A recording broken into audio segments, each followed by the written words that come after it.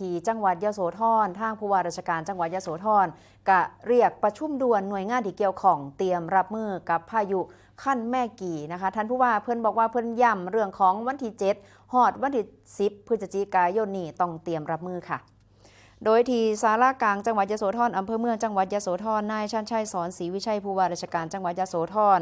ก็ได้เรียกประชุมด่วนหน่วยงานที่เกี่ยวข้องเพื่อวางมาตรการเตรียมความพร้อมรับมือสถานการณ์พายุโซนร้อนขั้นแม่กี่ซึ่งก็คาดว่าจะเคลื่อนโตเข้าประเทศไทย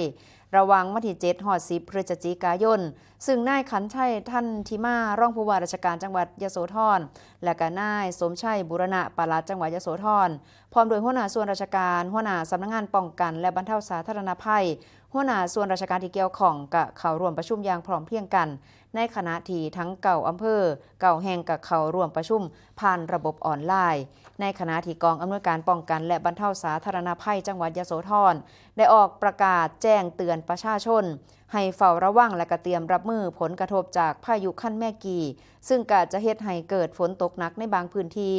โดยเฉพาะพื้นที่เสี่ยงภัยขอให้ประชาชนระมัดระวังน้ำท่วมฉับพลันน้ำท่วมขังและก็ดินโคลนถล่มในส่วนของการจัดการน้ำก็ให้มีการเฝ้าระวังเรื่องของอ่างเก็บน้ำขนาดกลางที่มีปริมาณน้ำหลายกว่า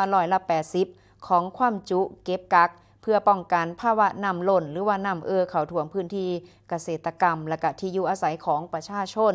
ในขณะที่ผู้ว่าราชการจังหวัดยโสธรเพิ่นก็เน้นย้ำให้ทางกองอำนวยการป้องกันและบรรเทาสาธารณภัยอำเภอทุกอำเภอองค์กรปกครองส่วนท้องถิ่นและก็หน่วยงานที่เกี่ยวข้องติดตามสถานการณ์อย่างใกล้ชิดและก็บูรณาการการเฮ็ดงานร่วมกันอย่างมีประสิทธิภาพโดยเฉพาะการแจ้งเตือนประชาชนในพื้นที่เสี่ยงภัยล่วงหน้าเน้นย้ำให้ทุกหน่วยงานเตรียมความพร้อมในด้านบุคลากรเครื่องมือเครื่องจักรกลและก็อุปกรณ์ต่างๆให้พร้อมออกปฏิบัติการช่วยเหลือประชาชนได้ทันท่วงทีเมื่อเกิดสถานการณ์ฉุกเฉิน